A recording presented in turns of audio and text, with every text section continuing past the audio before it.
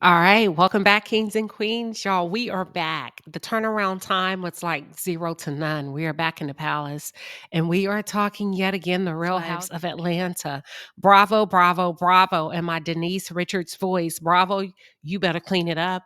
You better make it right before it gets out of control. Kenyamoore is coming out swinging. She's not sitting back. She's not taking it. She's owned up. She's taking accountability. But she said, what you will not do is play in her face, Andy, you and your white colleagues. And she went as far as reposting a comment that stated, Bravo treats the black housewives differently than the white ones.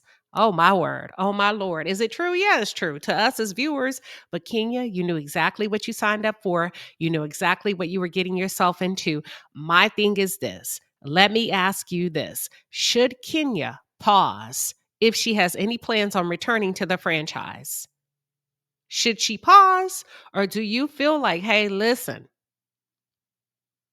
until the smoke clears, take up for yourself, advocate for yourself, lean in for yourself? What are your thoughts? We're going to talk about it.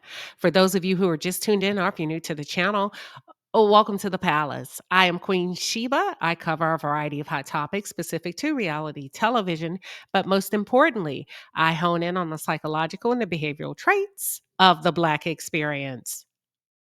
Subscribe now.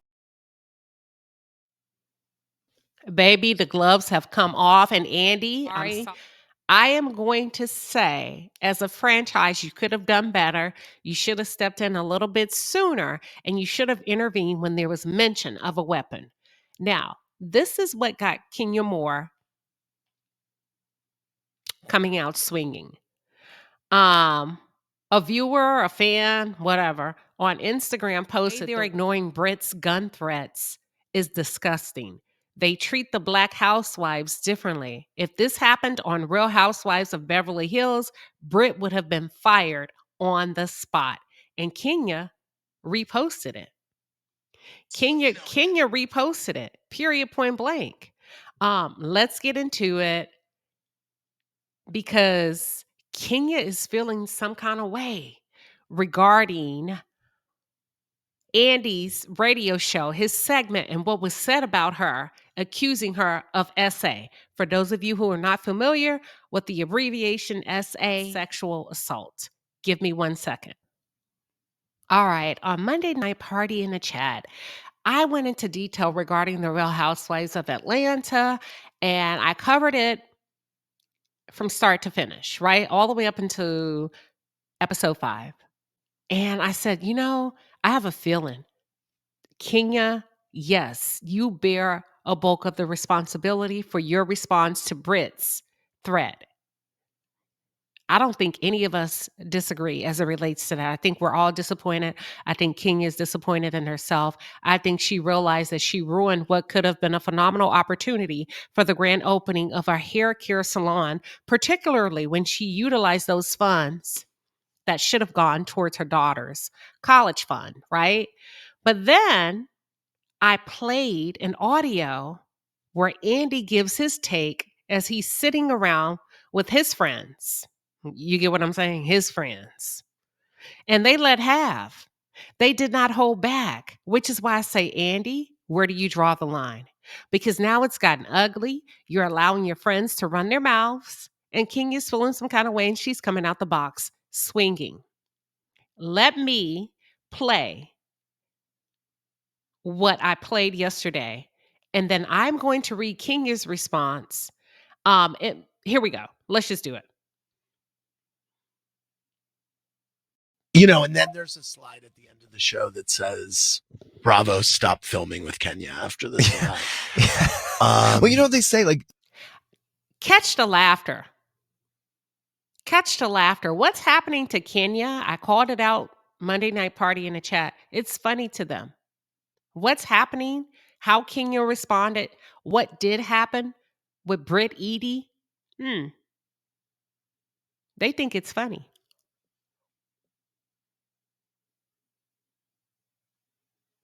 There's all this talk of, after the Me Too movement, it's like if you show someone a dick pic or a nude pic without them saying, yes, I would like to see that right now. That's like sexual assault. You can't just go around being like, hey, someone did it to me the other day. And it's not. And Kenya is pissed off.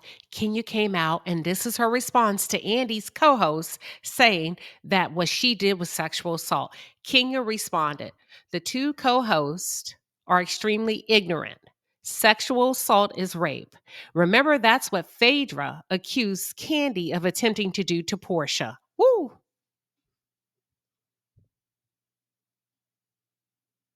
Revenge, P? If someone showed Kim K's sex tape to you, is that revenge, P? I found that plus tons of others online. She signed a release for it, so it's fair. Receipt. Warning, if you are not an attorney and familiar with Georgia law, then STFU. That means shut the fuck up, okay? Sick of the bias and selective outrage. These comments should not have aired. It's a podcast. Where is legal? She's right. She got you, Andy. Andy, you know better. You know better than to allow him to say that's SA. What Kenya did was SA.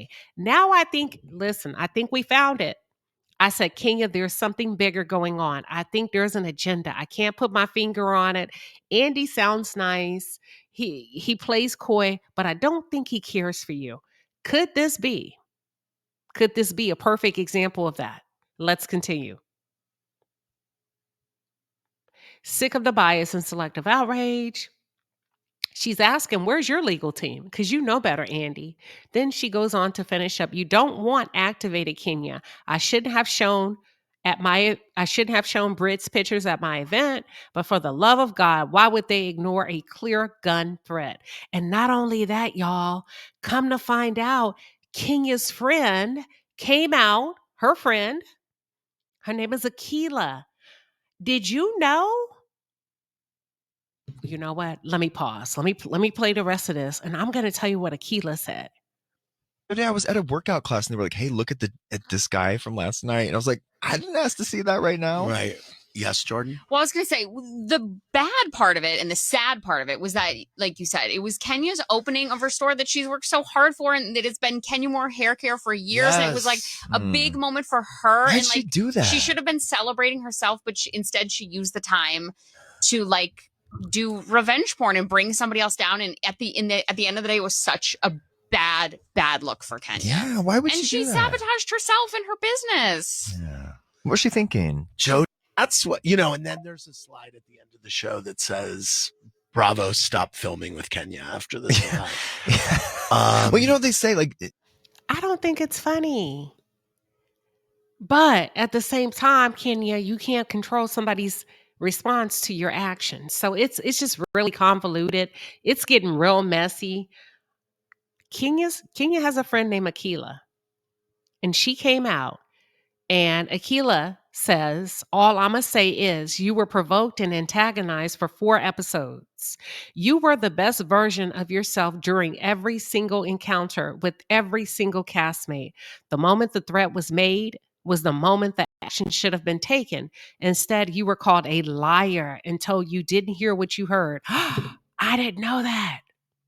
I didn't know Bravo accused Kenyamoore of lying. I didn't know that Bravo told Kenya that she did not hear what she heard. Oh my God. Bravo, what's going on? What's going on over there with y'all? Because it's looking like y'all are up to something. If you don't want the girl on the show, then just fire her. But to do all of this and call her a liar, and then you have to come back and play it? What's going on? Hold on. Let's continue. Everyone involved played in your face. This is according to her friend. These are her friend's word.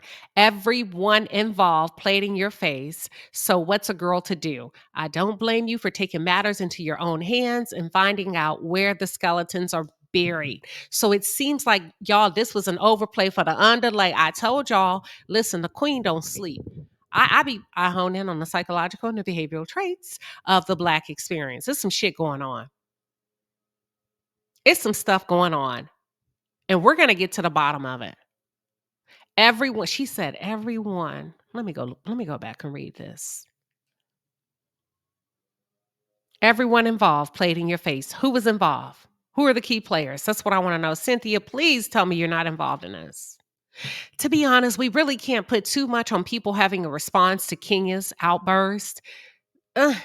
Unless Kenya gave somebody a heads up about what she was going to do.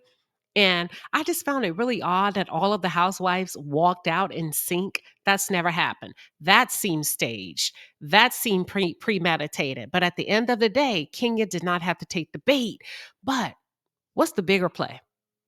Who wants her gone? Who played in her face? And I think that's the anger we may have seen on that episode when she blew dust. I think they fucked around and they forgot who they were playing with. Kenya, my thing to you is pause. Pause. If you have any plans on coming back, reel it in, pause, sit back and watch. Let it play out. You learn more by observing. You learn more by sitting on the sideline.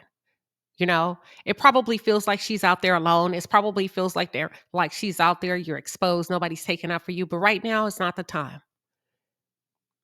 Right now is not the time for you to continue to fight. You gotta sit back so you can gain a different vantage point.